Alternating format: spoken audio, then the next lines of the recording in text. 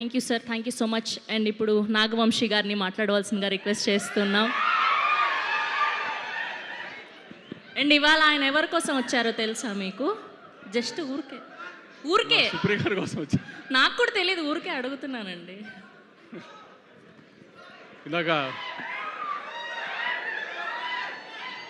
స్వప్నగా చెప్పినట్టు సుప్రియ గారు అందరినీ ఇప్పుడు దాకా సినిమాలు ఇంత ఖర్చుపెట్టి తీస్తున్నారు, ఇన్ని రోజులు తీస్తున్నారు అని మమ్మల్ని క్లాసులు పీకి 2 ఏళ్ళు సినిమా తీసి ఎన్ని కష్టాలు పడ్డారో చూద్దామని అందరం యాక్చువల్లీ బ్యాక్ స్టేజ్లోనే ఎంజాయ్ చేస్తున్నాం. ఇందా నుంచి బ్యాక్ బెంచ్ స్టూడెంట్స్ లాగా ఆవిడని కామెంట్ చేస్తూ 2 years సినిమా తీసి 147 వర్కింగ్ డేస్ వర్క్ చేసింది.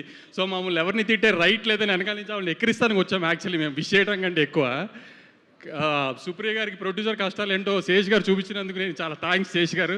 ఆవిడ ఊరికే మా అందరికీ క్లాస్ మీరు హీరోలందరినీ నెత్తినెక్కించుకుంటున్నారు, ఇదేదని క్లాసులు పీకుతుంది మాకు.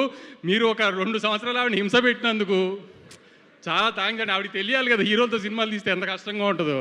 వాళ్ళ తమ్ముళ్ళతో వాళ్ళ మావయ్య గారితో సినిమా తీసి ఏం నొప్పి తెలియలేదు ఆవిడకి. బయట హీరోలతో తీస్తే ఎలా ఉంటుందో తెలుస్తుంది కదా ఆవిడ. అయినా మీరు మా అందరి క్లాసులు పీకి ఫైనల్గా సినిమా తీసినందుకు మీకు ఖచ్చితంగా హిట్ రావాలని గట్టిగా కోరుకుంటూ, మీరు త్వరలో ఇంకా బయట హీరోలతో సినిమాలు తీసి మాలా కష్టపడాలని కోరుకుంటున్నాను. Thank you. Thank you Vamshi garu, thank you so much.